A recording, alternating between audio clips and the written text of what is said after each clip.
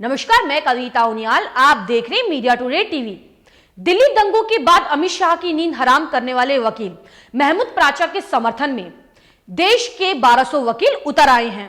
22 जनवरी को ये वकील दिल्ली हाई कोर्ट से लेकर सुप्रीम कोर्ट तक जुलूस निकालेंगे और सुप्रीम कोर्ट के चीफ जस्टिस को एक चिट्ठी सौंपेंगे। इस वीडियो को आखिर तक जरूर देखें, क्योंकि दिल्ली दंगों से लेकर आज तक का सारा घटनाक्रम हम आपको इस वीडियो में बताएंगे। अगर आपको न्यूज अच्छी लगे तो न्यूज को लाइक करें। अगर आप हमारे चैनल पर नए हैं तो हमारे मीडिया टुडे टीवी चैनल को सब्सक्राइब करें और हाँ, बेल आइकॉन को जरूर प्रेस करें ताकि मेरी न्यूज सबसे पहले आप तक पहुंचे। दिल्ली में हुई दंगों की कार्रवाई हमने आप तक पहुंचाई थी। इन दंगों के दौरान कितने मदरसों को नुकसान पहुंचाया गया और कितनी मस्जिदों को आग के हवाले किया गया, इस सारी कवरेज हमने आप तक पहुंचाई थी। दंगों के बाद जिस तरह से मुसलमानों की धरपकड़ शुरू हुई वो खबरें भी हमने आप तक पहुंचाई थी और उसके बाद जमीयत उलमाए हिंद ने दंगा पीड़ित लोगों के मकानों की मरम्मत कराना शुरू किया और दंगों में तहस नहस हुए मकानों की मरम्मत कराकर जो काम जमीयत उलमाए हिंद ने किया वो खबर भी हमने आप तक पहुंचाई थी। दंगों के बाद हुई मुसलमानों की धरपकड़ के बाद अब बारी थी झूठे मुकदमों में फंसे मुसलमानों को बचाने की और जिन लोगों ने दंगे किए थे उन्हें सलाखों के पीछे पहुंचाने की। ये बीड़ा उठाया सुप्रीम कोर्ट के जाने माने वकील महमूद प्राचा ने। महमूद प्राचा ने जब सबूत जुटाने शुरू किए तब दंगों के तार दिल्ली पुलिस से होते हुए मोदी सरकार तक जा पहुंचे। दिल्ली के जो दंगे हुए, दिल्ली में जो हुए हैं उसमें आरएसएस के लोगों को, बीजेपी के लोग, हमने बहुत सारे लोगों के खिलाफ एफआईआर कराई भी है। यही उनकी सबसे बड़ी ग्रीवेंस है मुझसे कि आरएसएस के लोगों को मेरे जो क्लाइंट्स थे उनकी कंप्लेंट्स पे अरेस्ट किया गया। यही उनकी सबसे बड़ी ग्रीवेंस है कि पुलिस के लोगों के खिलाफ हमारे पास प्लेथोरा ऑफ एविडेंस है। एक नहीं, हमारे पास पूरा, आप समझे तो इतना एविडेंस है कि मुझे नहीं लगता कि ये शायद दिल्ली दंगों की जो चेन है और इसीलिए हम ज़्यादा लाइमलाइट में भी नहीं आ रहे कि ये अमित शाह जी तक जाके रुकेगी, इसमें मुझे कोई भी शक नहीं है और वो एविडेंस सब हमारे पास मौजूद है। तो जब ये अमित शाह जी तक जानी है तो ये अमित शाह जी के इशारे पे ही हमें बोला भी जा रहा है कि ये हो रहा है कि या तो आप ये केसेस छोड़ दो। मेरे कितने ही क्लाइंट्स को डराया गया, आपके पास एक के बाद एक कितने एग्जांपल्स मैं दिखा सकता हूँ। ये सारा घटनाक्रम जानने के लिए मीडिया टुडे की टीम 6 जून 2020 को महमूद प्राचा के ऑफिस पहुंची और उनसे बातचीत की।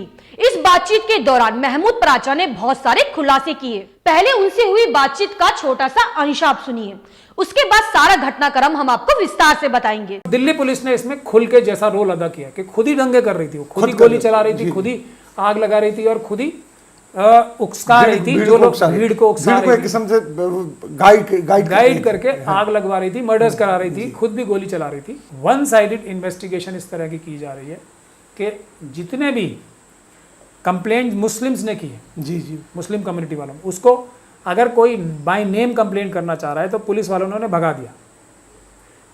अगर मर्डर्स भी हुए हैं, अगर बम लगा के घरों को उड़ाया भी गया है तो बाय नेम पुलिस ने मुस्लिम कम्युनिटी की तरफ से कंप्लेंट नहीं की, बल्कि ये कहा कि अगर तुम किसी का नाम लेके कंप्लेंट कराओगे तो हम तुम्हें उल्टा फंसा देंगे। ये सब फैक्चुअल रिकॉर्ड्स पे चीज़ें हैं जो मैं बोल रहा हूँ।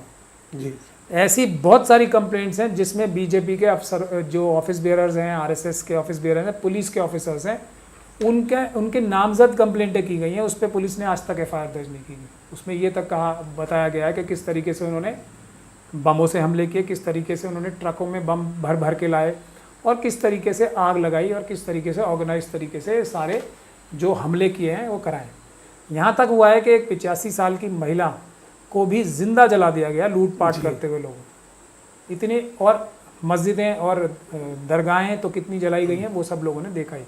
आरएसएस के कार्यकर्ताओं के खिलाफ कार्रवाई ही नहीं कर रही है। जी बिल्कुल नहीं, बिल्कुल कार्रवाई नहीं कर रही है। नामजद कंप्लेंटों में एफआईआर दर्ज नहीं कर रही है। एफआईआर भी दर्ज कर ली है तो इन जो कंप्लेनेंट्स हैं उनको ही उल्टा डराया जा रहा है कि तुम अगर ज़्यादा इनको फॉलो करोगे केसेस को तो तुम्हें हम झूठे केसों में फंसा देंगे, या वो लोग जिन्होंने दंगे किए हैं वो आके कॉलोनीज़ में, मुस्लिम इलाकों में आके उनको अभी भी धमका रहे हैं कि तुम पुलिस में जाना बंद करो, नहीं तो हम तुम्हें दोबारा जो है हमला करके सबको मार देंगे। हम लोगों का ऑफिस इस पे दिन रात काम कर रहा है और हम अभी तो कोर्ट बंद है, नहीं तो हम कोर्ट के माध्यम से ये सारी एफआईआर्स भी कराएंगे और इस कॉन्स्पिरेसी की तह तक जाएंगे और इसको 84 जैसा हाल नहीं बनने देंगे, इसको गुजरात जैसे दंगे नहीं बनने देंगे और इसको मुजफ्फरनगर जैसे भी हालात नहीं होने देंगे। तो सुना आपने, महमूद प्राचा ने बताया कि किस तरह दिल्ली दंगों में दिल्ली पुलिस ने अपनी भूमिका निभाई। ये इंटरव्यू 6 जून 2020 यानी अब से 7 महीने पुराना है। इस इंटरव्यू में महमूद प्राचा साफ कहते नजर आ रहे हैं कि हमारा ऑफिस इस पर दिन रात काम कर रहा है। अब आगे क्या हुआ? अब से 1 हफ्ते पहले महमूद प्राचा के ऑफिस में दिल्ली पुलिस ने धोखाधड़ी के आरोप में छापा मारा। 200 पुलिस कर्मियों की टीम महमूद प्राचा के ऑफिस पहुंची और उनसे 18 घंटे तक पूछताछ की और उसके बाद महमूद प्राचा के ऑफिस की तलाशी लेती है। महमूद प्राचा का कहना है कि दिल्ली पुलिस उनके ऑफिस में दिल्ली दंगों से जुड़े सबूत खोजने आई थी, जो महमूद प्राचा ने दिल्ली पुलिस और अमित शाह के खिलाफ जुटा रखे हैं। महमूद प्राचा के ऑफिस में हुए छापेमारी से नाराज वकीलों ने कल दिल्ली के प्रेस क्लब ऑफ इंडिया में एक प्रेस कॉन्फ्रेंस रखी थी, जिसमें मशहूर वकील प्रशांत भूषण और मुंबई हाई कोर्ट के पूर्व जज बीजी कौल से पाटिल भी शामिल थे। इस छापेमारी के खिलाफ मशहूर वकील प्रशांत भूषण समेत देश के लगभग 1200 वकीलों ने सुप्रीम कोर्ट के chief justice S A Bobde के नाम एक चिट्ठी लिखी, जिसमें इस छापेमारी को वकीलों के अधिकार पर हमला बताया गया है।